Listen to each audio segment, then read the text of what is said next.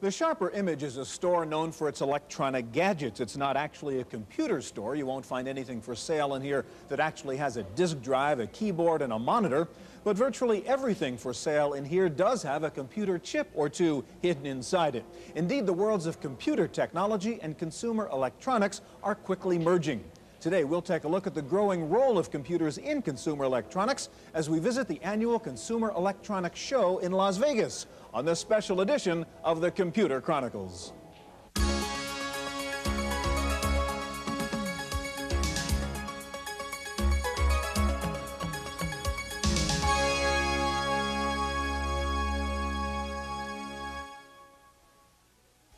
The Computer Chronicles is made possible in part by the Software Publishers Association, which reminds you it's a federal offense to copy software. The SPA provides information on how to stay software legal. Funding is also provided by PC Connection and Mac Connection, and by Byte Magazine and Bix. Welcome to the Computer Chronicles. I'm Stuart Chaffee, and with me this week is Heidi Roizen, president of T-Maker Software. Heidi, this is a very good example of the merger of computer technology and consumer electronics. Now, what a camcorder does well is take good video pictures, right? What a computer can do well is graphics, animation, music, and so on. This does both. This Canon camcorder has a built-in computer on a chip, if you will. Two of them, actually. One to handle animation and graphics, one to handle music. In fact, what this is over here, these are little ROM cartridges with kind of clip art libraries of graphics and animation, a clip art library of music and sound effects. It's really quite an astonishing merger of these two technologies we've been talking about. It seems to me not only are the technologies merging, but we're seeing the same kinds of problems on both sides, aren't we? The problem of friendly user interface, the problem of so much functionality that most people can't figure out how to use it. Right, absolutely. I think each industry, as they merge, has a lot to learn from the other, and we both have quite a job in making all these things easier to use. I mean, I've been in the computer industry for a long time, and yet if you go to my house, you'll find that my VCR is flashing 12 because I don't know how to set the time, and I've never bothered. I look at something like this, and I can guess that half the people who buy it will never use more than the record button on the back. So I think we really have an opportunity taking this technology and making it easier to use, making it friendlier, so we get more out of the devices that we're creating. Well, today we're going to take a look at the growing role of computers in consumer electronics. We'll see the merger of video and computers in Commodore's new CD-TV system. We'll see how Nintendo is turning the Game Boy into an adult product with business productivity cartridges. So let's go right now to Las Vegas and the annual Winter Consumer Electronics Show. The 1991 Winter Consumer Electronics Show, or CES, was held in Las Vegas, Nevada, which also happens to be the site of Comdex, the biggest computer expo in the world. The CES is smaller than Comdex and features items you're not likely to see at a computer show, like car alarms and cellular phones. But even if there weren't many computers at the CES, there was definitely a lot of computer technology wrapped up in consumer packages. This year's CES had 33 computer companies exhibiting, a 50% increase over the previous year. Some exhibitors, like IBM, were not introducing new products, but decided that it was simply a good idea to be present. Well, really, with the launch of the PS1, we've entered the consumer electronics business. And this is since the launch in September of 1990. This was the first opportunity for us to be at a national level, to see the kind of traffic that would come through, to listen to the dealers and the retailers, and to hear what they're saying about the PS1. IBM's home computer, the PS1, was the platform for most of the applications on display, and most applications were noticeably colorful, graphic, and friendly looking. Ease of use is key. People have to feel that they can get into it through the graphic interface and have that bundled all-in-one type feeling. This is a completely market-driven product. The idea of putting the PC into a familiar, friendly wrapper is also a major goal of Commodore, which premiered its CD-TV, a black box with a CD-ROM player and a microprocessor inside. The CD-TV is a hybrid of computer, video disc player, CD audio, and CD-ROM, operated by a handheld remote control. Commodore calls it an interactive multimedia compact disc player. CD-TV has its own CPU, a Motorola 68000, and 1 megabyte of RAM. But Commodore went to great lengths to make CD-TV look like anything but a computer. The consumer electronics business is oriented towards boxes.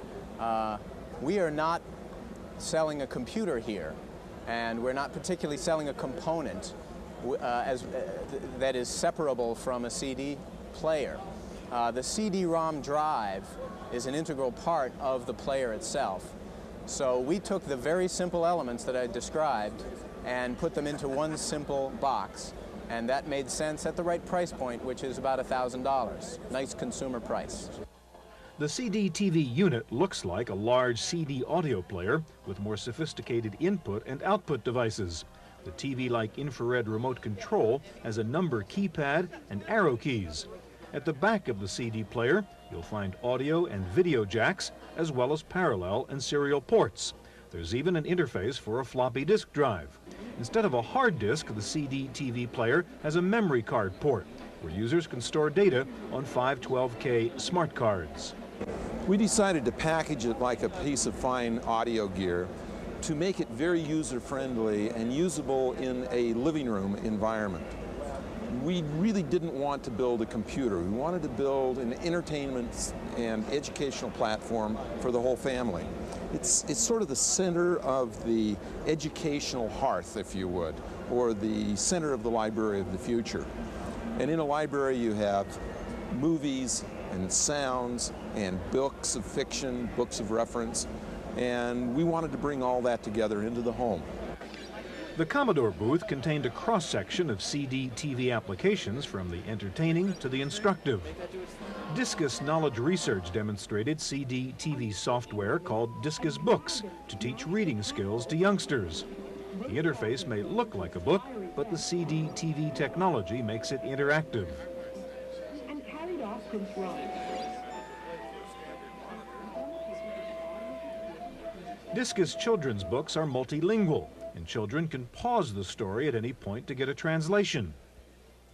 The user can also call up a pronunciation guide, syllables, and word definitions. Discus CD-TV books will be available in late March for under $70. Dominion Software presented an electronic encyclopedia of military aircraft called Advanced Military Systems.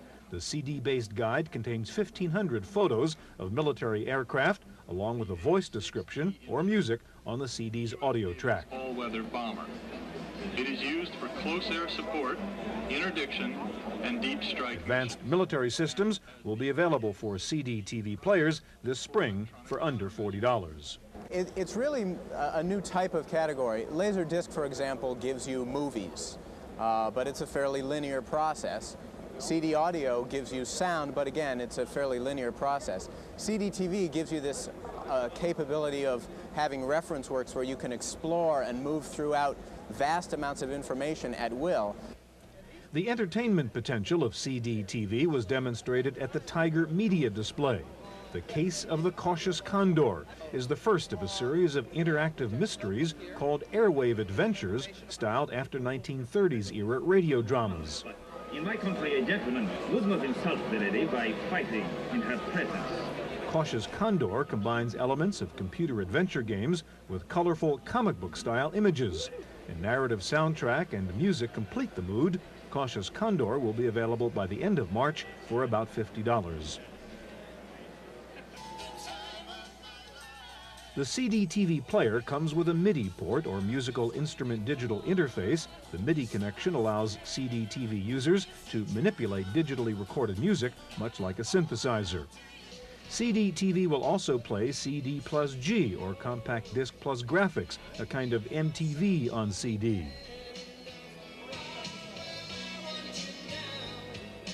Eastman Kodak's contribution to the consumer CD market was, not surprisingly, a compact disc for storing snapshots called the Photo CD.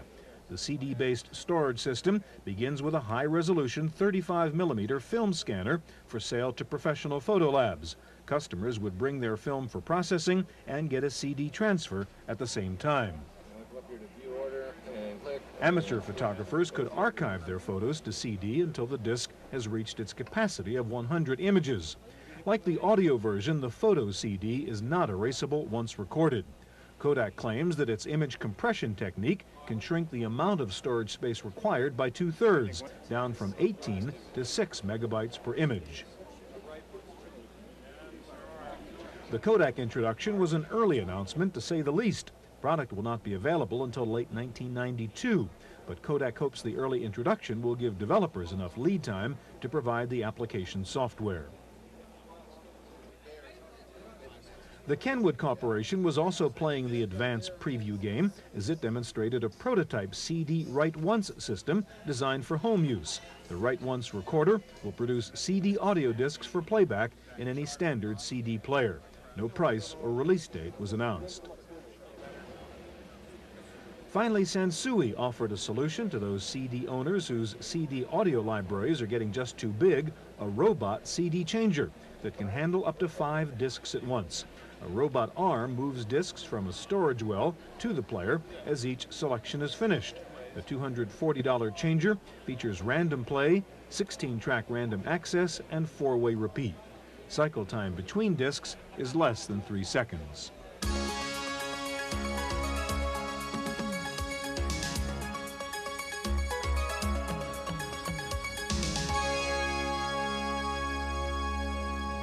As laptop computers shrink in price and size, they've spawned a whole new category of even smaller electronic computing devices that actually fit in the palm of your hand. This Franklin Electronic Dictionary, for example, is essentially a portable reference book.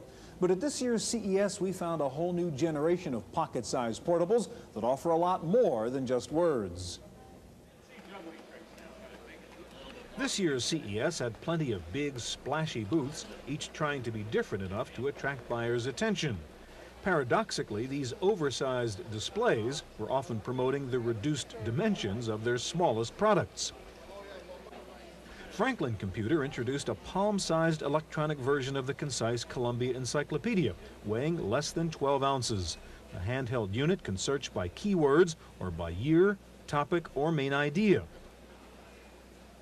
The search function will also cross-reference other related articles categorized by subjects, such as history, science, or the arts.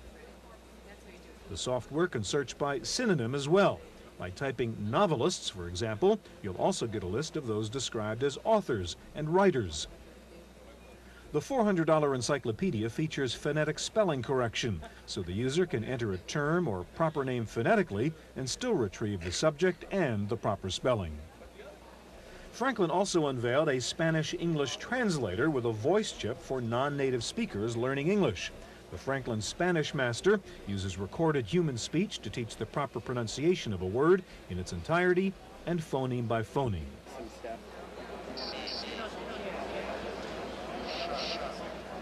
The 7-ounce translator also provides sample English phrases and spelling correction in both Spanish and English. Spanish Master will be available in June for about $300. Franklin, which started out making Apple II and PC clones, now believes it has found the right approach to consumer electronics. Franklin products, for example, are very affordable. Our products range from $30 to $300. There's a big difference between that and the more traditional computer range of $500 to thousands. A product has a difficult time becoming a true consumer electronics product at those lofty price points. So price has a lot to do with it, but so does design. The kind of guiding principles when we put together a user interface are really somewhat different than those at work in a PC. I think PC customers place a lot more emphasis on generality and options. The consumer wants a foolproof device that does the right thing the first time. Palm-sized portables were also prominent at the Selectronics booth, where both talking and silent devices were on display. Selectronics introduced an electronic version of the Random House Encyclopedia containing 20,000 entries and weighing less than 12 ounces. The pocket-sized portable has a slot for other ROM-based cartridges, such as dictionaries, language translators, and personal organizers. The search function includes spelling correction and cross-referencing, and the unit includes a few utilities like a calculator and an alarm clock. The portable encyclopedia will be available in April for around $350. For world travelers, Selectronics unveiled the Berlitz Travle Master, a translator with a voice chip containing 10 languages and 1,700 phrases. According to Selectronics, the Travle Master uses an advanced form of speech compression to store digitally recorded human speech instead of the less natural-sounding synthetic speech. I have a reservation. As with many trade shows, you can find some of the most intriguing products in the most unassuming booths. At the Hong Kong Pavilion, a number of small vendors were offering some compact products in some compact booths. A company called Brilliant System Limited introduced a Chinese-English translator and dictionary containing over 200,000 words. The translator, model CK9000, also includes common idioms and phrases in both languages. The CK9000 will display both simplified and conventional Chinese characters, and a talking version is under development. The combination dictionary translator retails for about $150.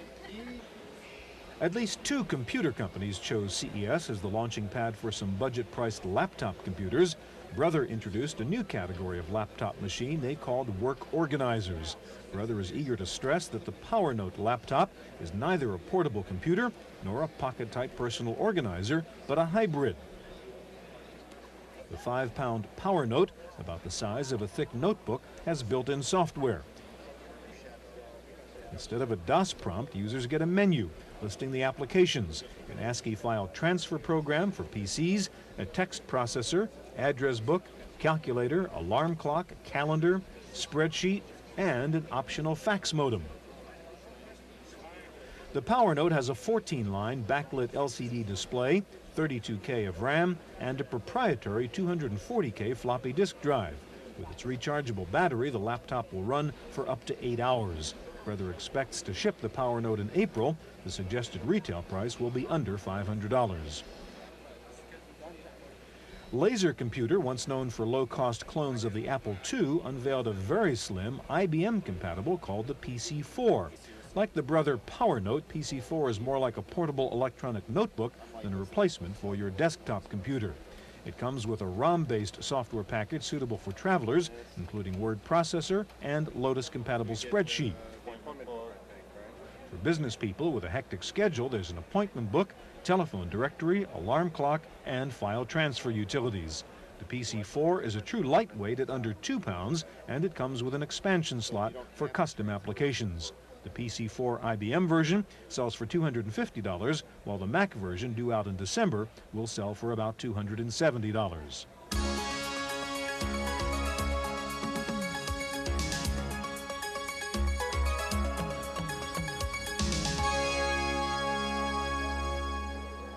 It's got not just 1, but 6 different video games packed into a single console. Called Neo Geo, or New Land, this new multi-game video game system is the latest attraction from Japan's SNK Corporation.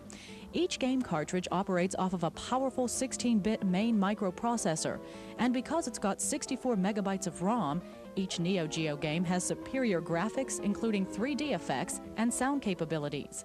Arcade operators say because of the high quality and variety in games, Neo Geo attracts a second group of players besides the kids.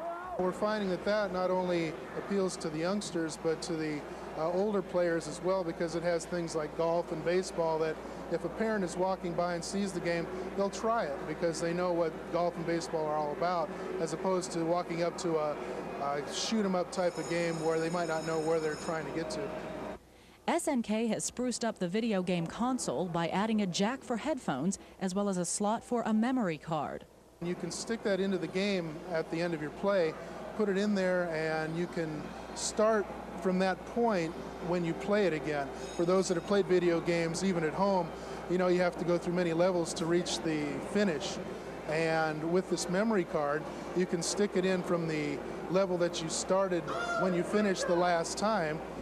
The memory cards can also be used in the Neo Geo home units that have the same games as the arcades. That's a gimmick that's sure to boost sales.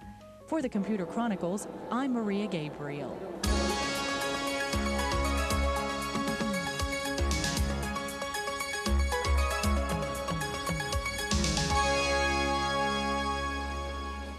For people who grew up in the computer era, their first taste of digital technology was probably with a video game, a hugely successful invention that first made its appearance in the mid-'70s. Since the first Pong game back in 1976, the industry boomed, and today's computer video games have become increasingly sophisticated and realistic. Nintendo now has the lion's share of the $5 billion video game market, but it has plenty of rivals who fight as hard as any screen-bound warrior.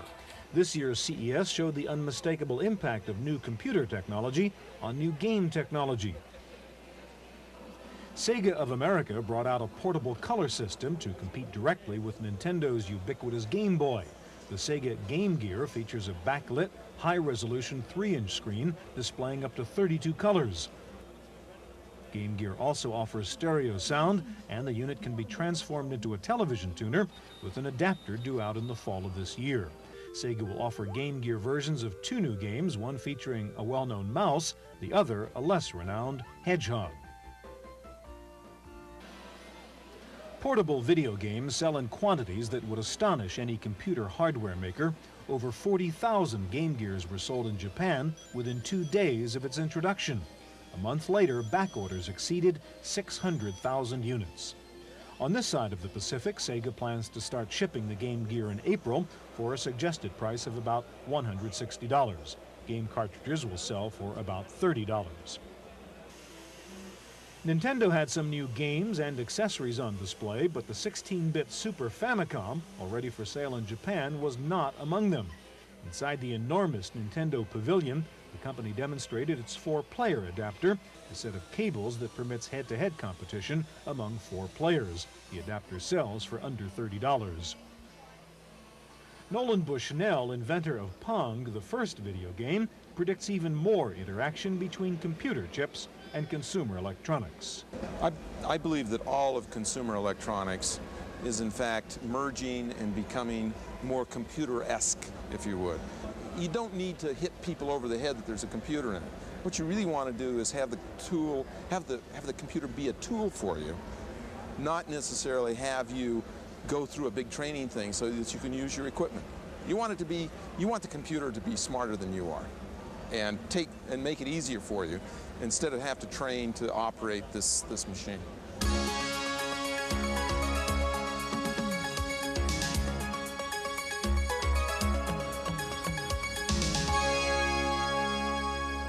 Handheld electronic games are no longer just for kids. For example, at this Sharper Image store, you can buy this little electronic game that plays bridge with you, and there's another one that lets you play chess. In fact, they have an electronic chess game here that actually talks to you. Indeed, the trend in portable electronic games is to mix the practical with the whimsical. GameTech introduced software applications for the Nintendo Game Boy called Infogenius Productivity Packs. About all they have in common with video games is the hardware interface. The Infogenius programs are more suitable for business travelers, tourists, and students than game fanatics. In spite of the toy-like appearance of the Game Boy, GameTech is confident of its marketing ploy. The reasoning behind it was that 46% of the Game Boy users are over 18 years of age, and they have had, as of yet, have had no software developed expressly for them. So Infogenius was developed to meet their needs. And there are over 5.5 million households which currently own a Game Boy unit. And there are adults in each of those households with software needs. Infogenius unwrapped 5 packages at CES, including translators, a spell checker, a travel guide, and a personal organizer. Spanish and French translators each contain 300 phrases and over 12,000 words. The Infogenius Travel Guide contains hotel, restaurant, and tourist information on 20 American cities and includes an auto dialer. The Personal Organizer is a combination appointment book, world time clock, calculator, and address book. The Infogenius packages will be available in September for around $40 each. In another sign of merging computer applications and consumer hardware, Software Toolworks demonstrated the Miracle Piano teaching system. The Nintendo-based music instructor uses graphics with a video game feel and a keyboard synthesizer.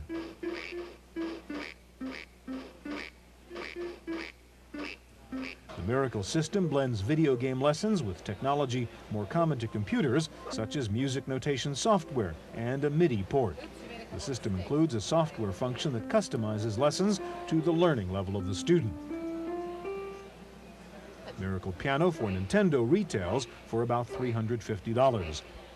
The final leap to the PC platform is scheduled for later this year. Mac and Amiga versions are also planned. That's our look at this year's Consumer Electronics Show. In Las Vegas, I'm Stuart Chaffee for Computer Chronicles.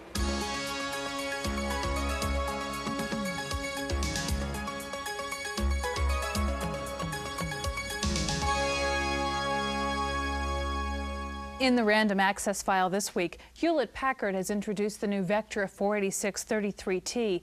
HP says it is the most powerful personal computer ever, featuring a 33 MHz 486 CPU.